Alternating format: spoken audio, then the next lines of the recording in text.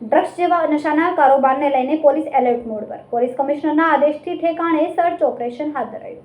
સુરતના ડિંડોલી વિસ્તારમાં પોલીસ દ્વારા ફૂડ પેટ્રોલિંગ અને સર્ચ ઓપરેશન કરાયું. ડિંડોલી પોલીસ દ્વારા બેસ્તાન આવાસમાં શંકાસ્પદ ઘરોમાં સર્ચ ઓપરેશન કર્યું.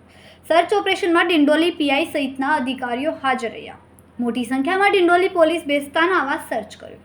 અવારનવાર બેસ્તાન આવાસ તરફ ક્રાઇમની ઘટનાઓ બનતી રહે છે. સંવેદનશીલ ગણાતા વિસ્તારમાં ડિંડોલી પોલીસે ફૂડ પેટ્રોલિંગ અને સર્ચ ઓપરેશન હાથ ધર્યું. No drugs in Surat city અંતર્ગત સુરત પોલીસ કામ કરી રહી છે. કેમેરામેન સેનિલ વિરાણી સાથે વિશાલ છેઠા, માનવ પ્રભા ન્યૂઝ, સુરત.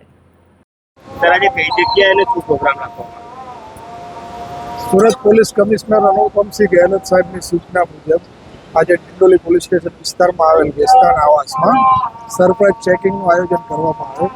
આ સરપ્રાઇઝ ચેકિંગ કરવાનો મેઇન ઉદ્દેશ એ છે કે બેસ્તાન આવાસની અંદર કોઈ અસામાજિક પ્રવૃત્તિઓ ચાલી શકે કે કોઈ અસામાજિક પ્રવૃત્તિઓ ચાલતી હોય તો એ પ્રવૃત્તિઓ ઉપર વોચ રાખી અને કાયદેસરની કાર્યવાહી કરવા માટેની આજે આ સરપ્રાઇઝ ચેકિંગની ડ્રાઈવ છે. જે રીતે ડ્રગ્સ વિશે નાબૂદી ચલાવી રહી છે સુરત પોલીસ, એ દિશામાં પણ તપાસ હાથ ધરાશે.